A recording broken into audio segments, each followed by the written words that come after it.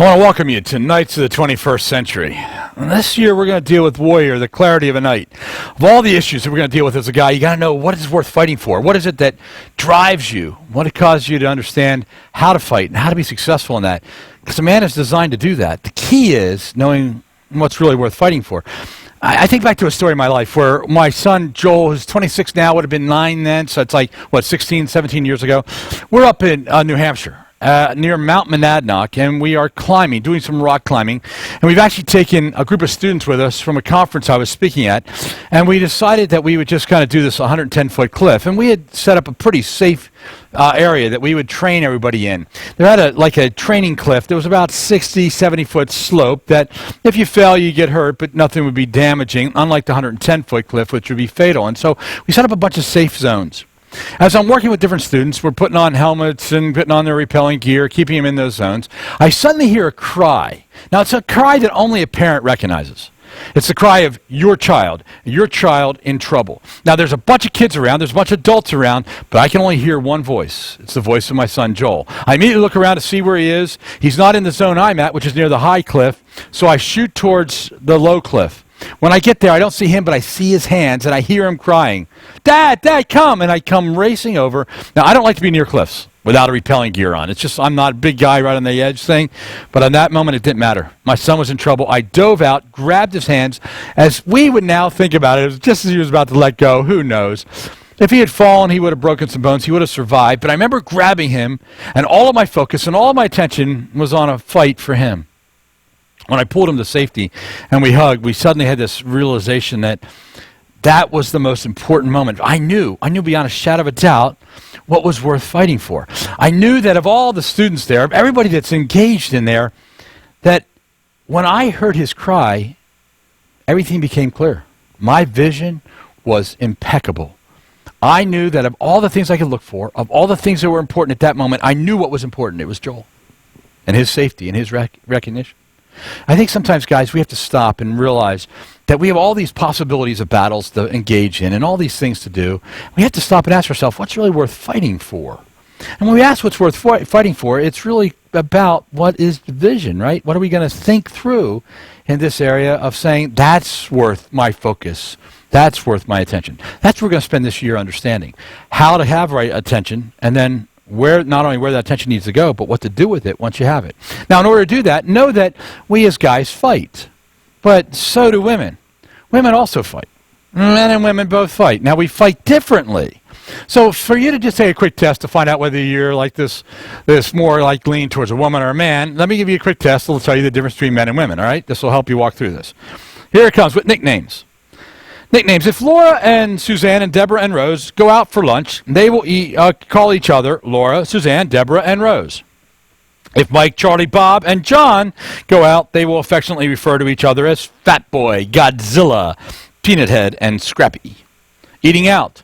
When the bill arrives, Mike, Charlie, Bob, and John will each throw in $20, even though it's only $32.50. None of them will have anything smaller, and none of them will actually admit they want change back, guys, right? If girls get their bill, out come the pocket calculators, and they calculate how much each should get and what the tip should be. Money. A man will pay $2 for a $1 item he wants. Isn't that the way it works, right? A woman will pay $1 for a $2 item that she doesn't want. Bathrooms. A man has 5 items in his bathroom. Toothbrush, shaving cream, razor, soap of some kind, and a towel from Holiday Inn. A woman has a number of items in a typical woman's bathroom is 337. A man would not be able to identify most of these items, right? Difference. How about arguments? A woman has the last word in any argument, right? We all agree on that, right? In fact, why we know that is anything a man says after that is the beginning of a new argument. Exactly. When it comes to cats, women love cats. Get used to it, guys.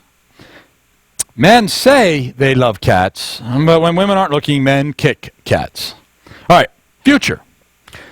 A woman worries about the future until she gets a husband. A man never worries about the future until he gets a wife. So typical of us guys. Success. A successful man is one who makes more money than his wife can spend. Rare, but successful. A successful woman is one who can find such a man. Marriage. A woman marries a man expecting he will change, but he doesn't. A man marries a woman expecting that she won't change, and she does. Dressing up. A woman will dress up to go shopping, water the plants, empty the garbage, answer the phone, read a book, and get the mail. A man will dress up for weddings and funerals, reluctantly at both. Natural. Men wake up as good looking as they went to bed. Women somehow deteriorate during the night. I know, it's true. Yeah, my wife will tell you. She said, my wife is knock dead gorgeous. She's an amazing woman. But she'll say, my hair, other than being messed up, I look like the same guy. She, on the other hand, it changes. Offspring. When it comes to our kids, a woman knows all about her children. She knows about the dentist appointments and romances, best friends, favorite food, secret fears, hopes, and dreams. A man vaguely is aware of some short people living in the house. See, now, if you're going, those are true for you, we're realizing that the biggest difference between a man and a woman isn't just on that list. It's really what battles we fight. The biggest difference is what battles are important to us to fight. I want you to think for a minute about some battles that are important for you to fight. I mean, of all the issues that you're dealing with in your life right now, I want you to think about, what's the battle that's the hardest for me to deal with at this very moment? It's the focus on my mind. It's what keeps me up when I'm trying to go to sleep. It's what wakes me up in the middle of the night. It's the first thought in the morning. Is it about an illness? Is it about something with business? Is it one of the kids? Is it your marriage? Is it something to do with economics? Where is this issue that you're thinking about that kind of drives who you are? Now, I want you to take literally 10 seconds. We're just going to be quiet for 10 seconds here, and I want you to think through what is that number one issue that you're willing to fight for? Think about it. 10 seconds.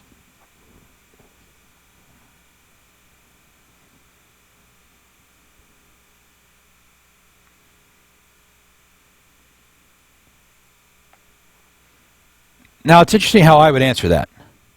I've had a chance to think about it a lot longer than you have. It falls into two categories.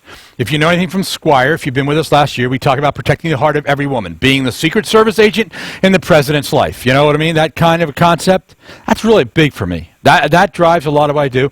And to be honest with you, doing what we're doing right now, talking to men and calling them up into knighthood, those things really drive me. Now, I will also be honest with you. I have a son at 20 years of age who right now is struggling with brain cancer, and that also is a focus on that point. But these are the things, these are the battles that are really worth fighting for. Now you go, okay, now we have our battle down, and some of you have this very noble, big thing. Some of you have one that you might even be ashamed to tell somebody. The reality is that we have them. As a matter of fact, if we were to stop right now and you were to tell the guy next to you, you would each have something that's on your mind that you're fighting for. Now, what causes us to get distracted from those things? What causes us not to see those things? Well, there's a lot of different things, but probably the number one thing for guys is sexuality. More than any other area, what gets us distracted from those areas are when we get kind of tripped up with stuff. Things like sex. Let me give you a couple of stats on sex that'll help you understand where this happens. You know that the men think about sex, 70% of every man thinks about sex every day. 70% of the men. That means if you're sitting in a row with 10 guys, or you're sitting in a group with 10 guys right now, 7 out of 10 of you thought about sex today. The other 3 weren't being honest. All right? That's sort of the way it works. Now, for women, on the other hand, about 34%, or 1 out of 3, thinks about sex every day. And they might have been exaggerating. There's that kind of a concept, and that's sometimes what drives us to get distracted sometimes. We wonder, why isn't that as important to them as it is to us? There's some other reasons. You see, we've mishandled sexuality as a culture. Do you know that it used to be, years ago, that a person would have 1, 2, or 3 partners sexually in their lifetime, and sometimes it would be those numbers because a mate had died. Now, decades later, for males, 20.8 different partners a male's had in his sexuality. 20.8. I don't know what the 0.8 is all about. But if you think about that, that's overwhelming, because with each one of those relationships, for you, it doesn't seem like a big deal, but for the woman, there's wounds and scars that are connected. So as a result, a woman's number is much lower than that. The average partners that females have had been like 6.4 or something in that area, that percent. So when you look at the difference of what that works, how that works, there's a huge percentage difference between those two. But I will tell you, there's scars at every one of them. It's what distracts us from what's important. there's something that we need to understand, I think, when it comes to this area. You know, if I asked men in an honest survey, according to this particular company that was surveying, if I said to you, how many of you have only had one partner? About 20% of males, about 35% of females. Now, knowing that there's damage that comes with this, knowing that there's stuff that leaves us wounded and hurt, I think we need to understand what distracts us from our fights. Another thing that distracts us from our fights is sometimes we don't even know how to get into our fights. Sometimes we find ourselves not knowing how to engage in this particular battle because we're not even sure we can fight or win the fight. I mean, that's some why we have problems with sexuality, but sometimes because we've been wounded. We have this vision. Now, let me give you the title of Trail number 1. It's a warrior's vision. That's our title. That's what we put before us to say, if there's anything that's important for us as men, it's the vision of a warrior. But what makes it hard for us to have a vision? What happens if my vision gets lost or I never got one? Bill Hybels talks about in his book Axiom, this axiom that vision leaks. What a great statement. Vision leaks. So even guys that have vision, it sort of leaks through all kinds of things, from the things we just talked about with sexuality and a variety of other reasons that distract us from life. But some of you have had trouble having a vision at all. You know why? Had trouble having the vision because nobody ever gave you one. Do you know that if you go into prison, 94% of the population of a prison in the U.S. are males? And of that 94%, 85% of them would be considered fatherless. Where do you think we get most of our visions? They get handed down. They get given to us. And when fathers fail to engage with us, when we as men fail to hand on to the next generation, all kinds of problems happen. And as a result of that, we have a bunch of guys that have no idea what it means to be a man, a knight. And we have no vision. No vision beyond the simplistic. No vision beyond the immediate. We're going to learn to have a vision. We're going to learn to have clear visions, and not only clear visions that will change the world around us. In the movie Gladiator, which is how else can you get together on a movie about warriors, to not include the movie Gladiator in it. Russell Crowe is the guy. He's General Maximus Meridius. He is, at this particular scene that I want you to think about, in this scene, the battle is just getting ready to rage. On one side, on this hill, are the hordes of the barbarians. On the other side is the disciplined Roman northern army. They've just found out that the enemy will not surrender. And they found out because their messenger comes back without his head. At this point, the commander, a man who has a vision now of a battle that's before him, bends down, scoops up some dirt in his hands, and rubs his hands in that dirt, getting ready for the battle. And then says to his men, as he walks by them, "Strength and honor." And they salute back, "Strength and honor."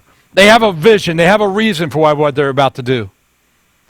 But then he says a word that as he's yelling to all the men, as he's speaking to them just for the battle, he goes, "What we do today will echo into eternity." As that scene fades, you have this amazing resonation inside of your soul going, my vision today will impact the world tomorrow. What I do today will echo into eternity. And it's not just Roman battles done by gladiators. And it's battles that we face. So gentlemen, let's start to think about how can we have a vision as a warrior? How can we have it with clarity and move forward? Walk with me if you would. Take your notebooks and open up to the very first trail. And then in the first trail, we're going to look at the page that says, a warrior needs to be constantly vigilant. Love that statement. A warrior needs to be constantly vigilant. Number one, Roman numeral 1. Vigilance is important because the forest life is not what it appears.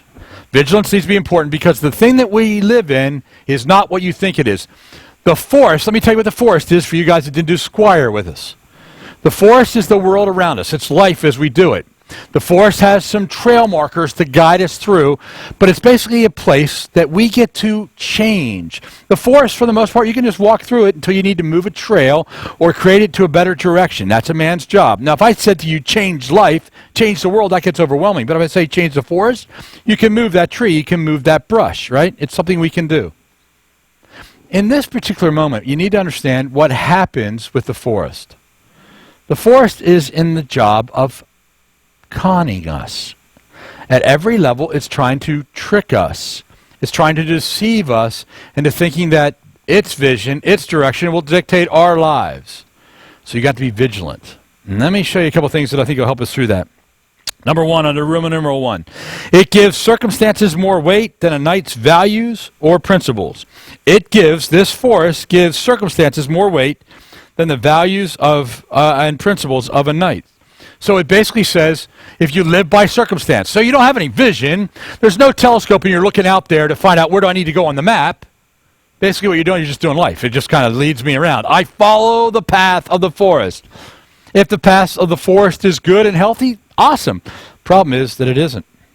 Principles and visions need to be that which a man has. Values that drive you. We'll talk about principles, especially when we do Oracle next year, but we'll talk on it this year as well. Look at number 2. To be vigilant in this forest, knowing it's not what it appears, it makes the definition of a relationship about taking, not giving.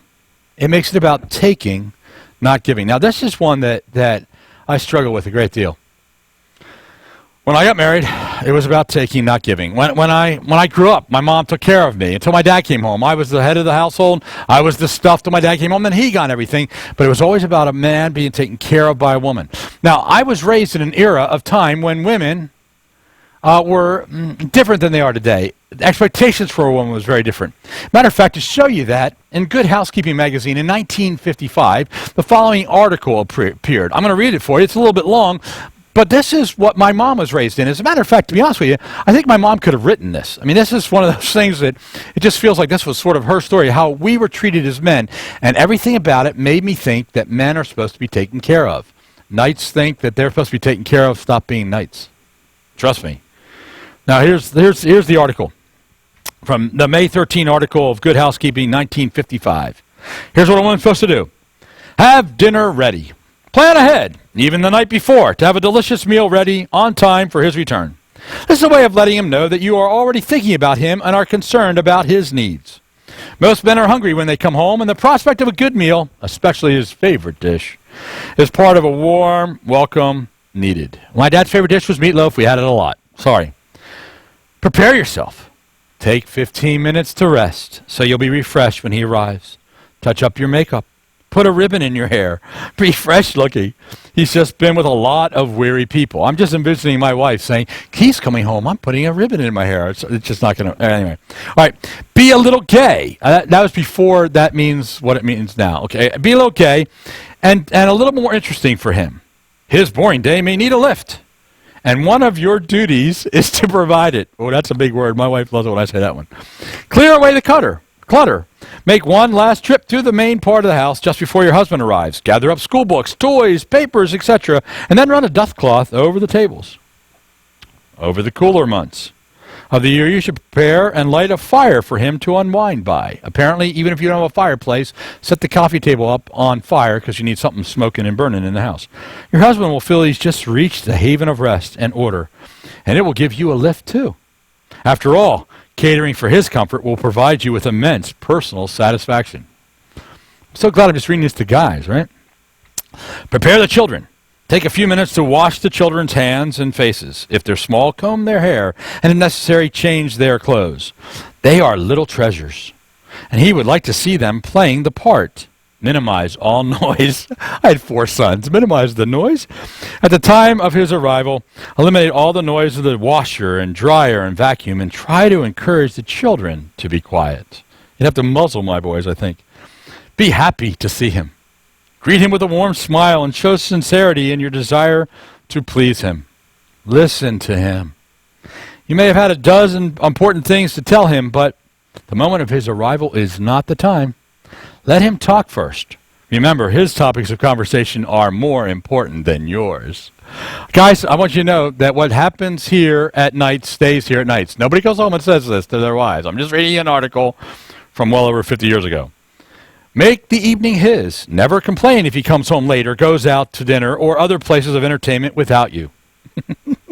Instead, try to understand his world of strain and pressure and his very real need to be at home and relax. Your goal, to make sure your home is a place of peace, order, and tranquility, so where your husband can renew himself in body and spirit. Don't greet him with complaints and problems. Don't complain if he's late for dinner, if he's late home for dinner, or even if he stays out all night. Count this as minor compared to what he might have gone through that day. I want you to know, if I stay out all night, don't tell Lynn what I'm going to go through the next morning is major compared to what that minor would have been. Make him comfortable. Have him lean back on a comfortable chair and have him lie down, or have him lie down in the bedroom. Have a cool or warm drink ready for him. Should have both, probably. Arrange his pillow. Offer to take off his shoes. Speak in low, soothing, and pleasant voice. Don't ask him questions about his actions or question his judgment or his integrity. Remember, he's the master of the house. As such, will always exercise his will with fairness and truthfulness. You have no rights to question him. A good wife always knows his place. Now, guys, this is what gets us in trouble sometimes as men. We think it's about giving. No, we don't. We think it's about taking. We think it's about what we receive. We make the world around us. A knight does not exist as a knight to take. He exists as a knight to give and make a difference. You got to be vigilant against the world that's selling that. Now, obviously, we're saying something very different today, but you know, the same actions, the same things are true. When a man has an attitude that he's a receiver, not a giver, we're in trouble. Look at number 3. It bases personal power on wealth, authority, political connections, and family lineage. In other words, the forest is not what it's appearing. It's going to make you think that certain things are more valuable than they are. It's going to make you think that power and wealth and all these things will somehow satisfy you, that this is what you need. It's connections. It's family history. Those things, guys, all they do is distract you from your vision, what's really important. Guys, it's not about us. Remember, it's not about even what makes us feel good. It's about what makes a difference in the world in which we find ourselves, and how do we walk through it with a clear vision. Let me look at another one, number 4. It sells interpersonal attractiveness as youth, physique, similarity, and the brand name. In other words, it doesn't let you be an individual. It just makes you conform. The world is trying to con you. The forest in which you live is trying to con you. You got to be vigilant against it.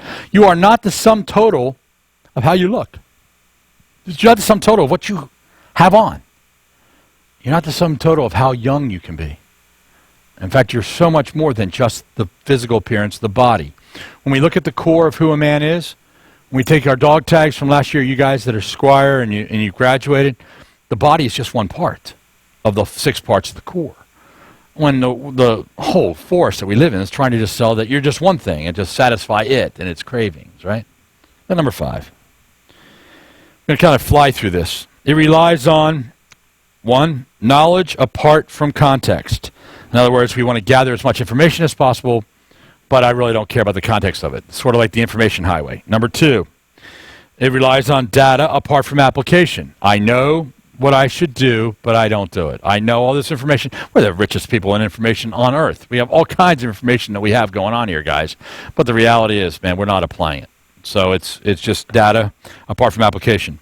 Education apart from emotional and faith guidance. In other words, I can know all this stuff, but I don't have any substance to it. Remember, our core is much bigger than just our body, and it's bigger than just your mind, right? There's a soul and a spirit and a shadow. Your core is much more than all that. Look at number 6 with me, if you would. Why we have to be vigilant against this conning forest is it promotes a good life as one that, 1, makes us comfortable. Makes us comfortable. 2, maximizes our good time. One, it makes us comfortable. It makes us feel good. Then secondly, it maximizes our good time. You hear where this is going, right? This is all about you. It's all about us. It's all about what takes care of us. It demands little effort. We want to be lazy men. We want to be men who don't have to do much. It demands very little effort. It's promoting a good life is one that should come naturally. As if we could if you just let it alone, every guy will do the right thing. You let guys alone, they don't do the right things. They do destructive things. And finally, it defines a good life as one that is solely defined by us.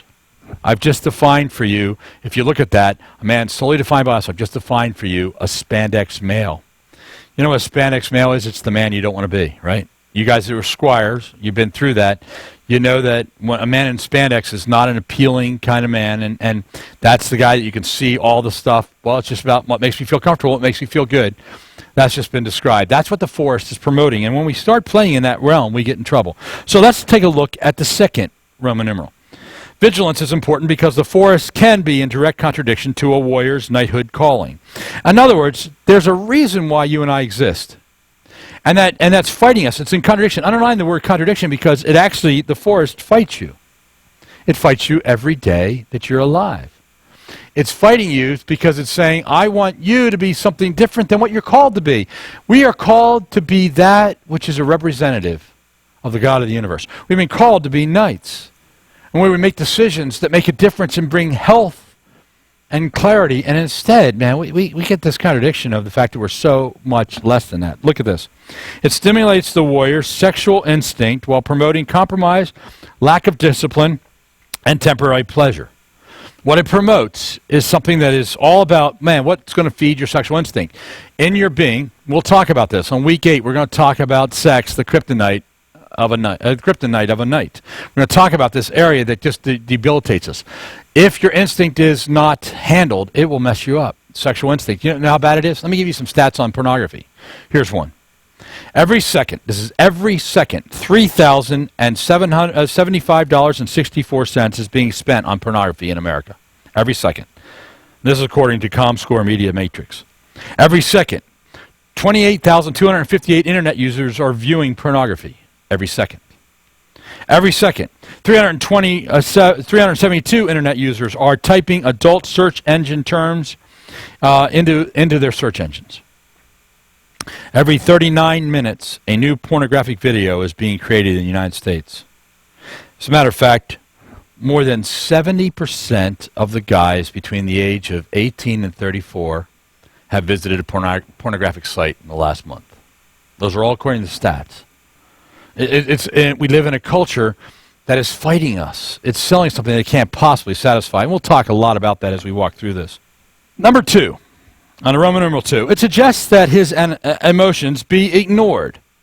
Man, write out that word, emotions. Be ignored or inflexible in his expression or given free rein. They're all the parts of our emotion that it says you have to not deal with these things. You don't have to have emotion as part of who you are. Or you can just explode out, or they can somehow be sort of expressionless in our life, that they become these things that are just there. I think sometimes we get really caught up in the idea that the forest is trying to tell us that we get to decide what's good for us and what we can and cannot take advantage of. Guys, you have emotions as part of who your brain that thinks and brain that feels. You can't ignore it. You just can't let it run rapid either. There's a balance we have to find in between. Look at number 3. It defines a male by his livelihood rather than his relationships. What we want to do is, what does a man do for a living instead of what a man is? See, we're not really called human doings, we're called human beings, but the reality is we kind of measure each other by what we do, and we don't really work on relationships. And so we have to be careful of that. Because really, to be honest with you, everything about being a knight is about relational. It's not about what you do. You actually aren't remembered very much for what you do. You're remembered for who you impacted and the difference you make.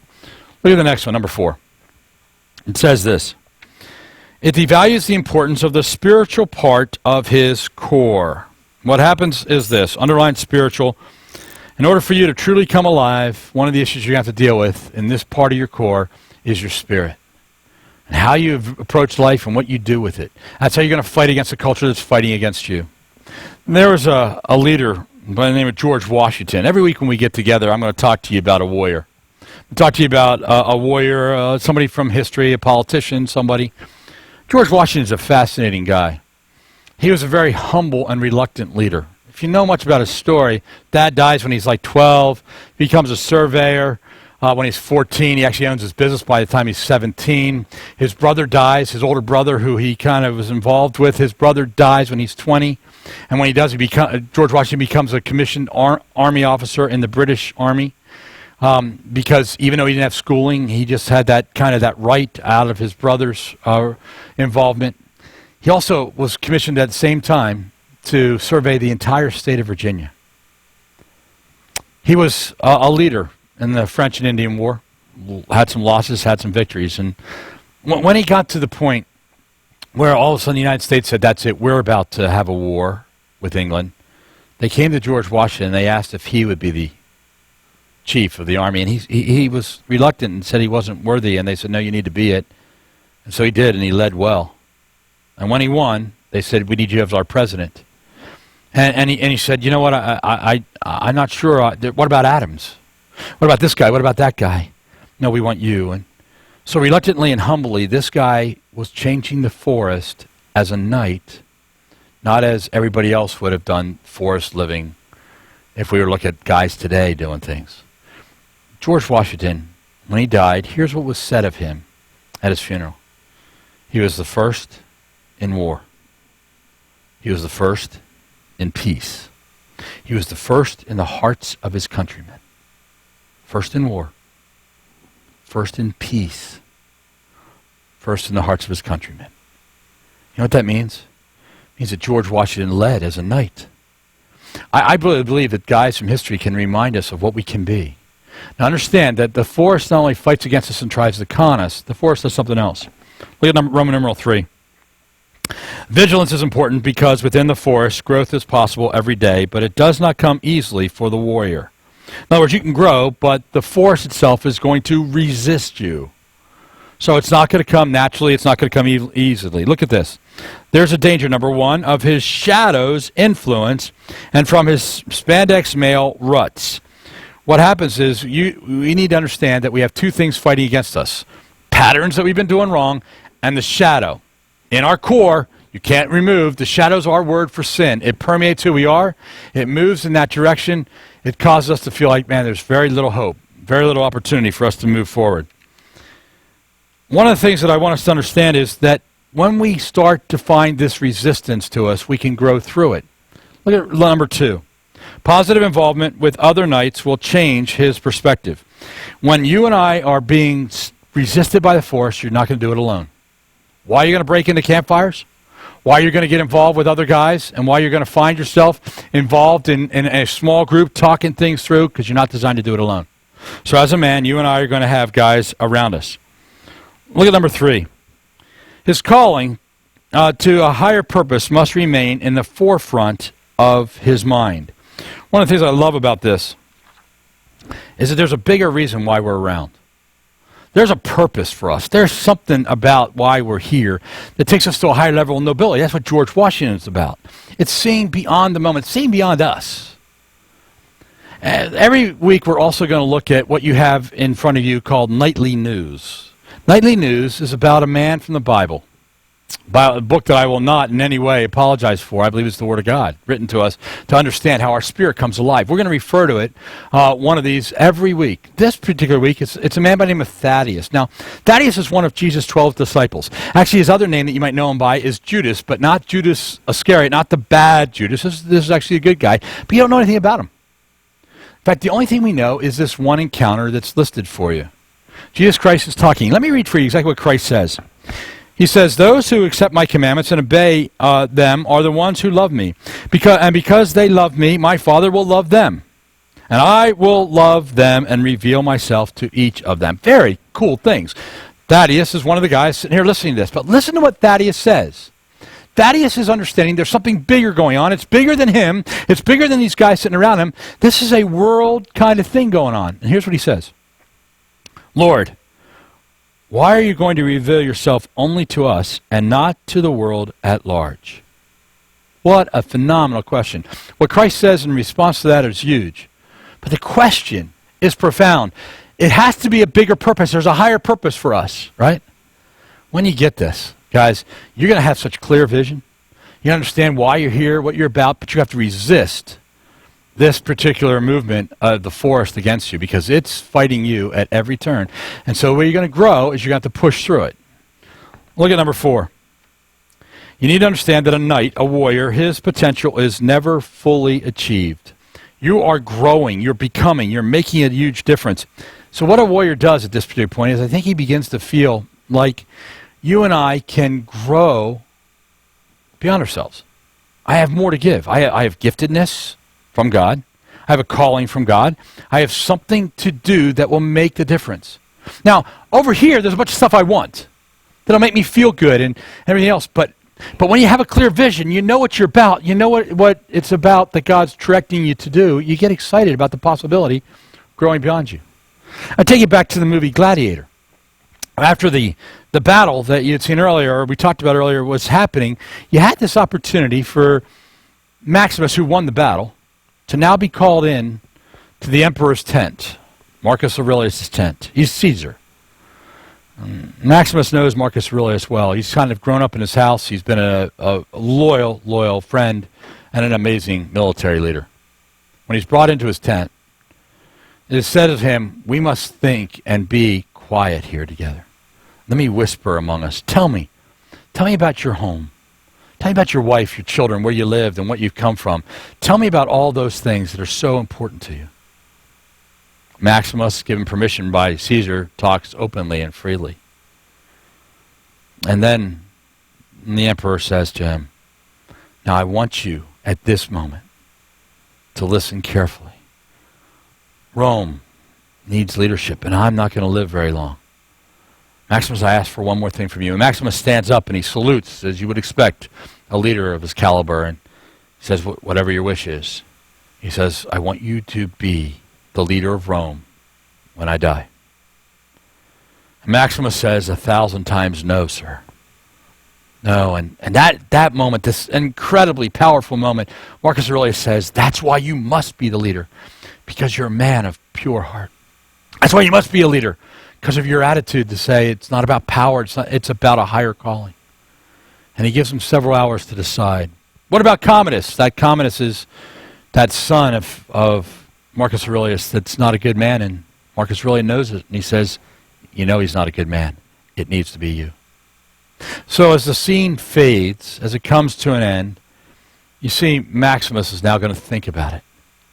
So, here we are, thinking about the offer to be the leader of the world empire.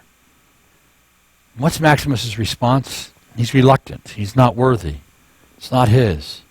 It's knightly. It's understanding that we're part of something bigger and we'll consider it. And you know that if things went differently in the movie, they don't, but if they went differently, he would take the position and do it well. Because he does this. Look with me at the last few things to understand what knighthood is.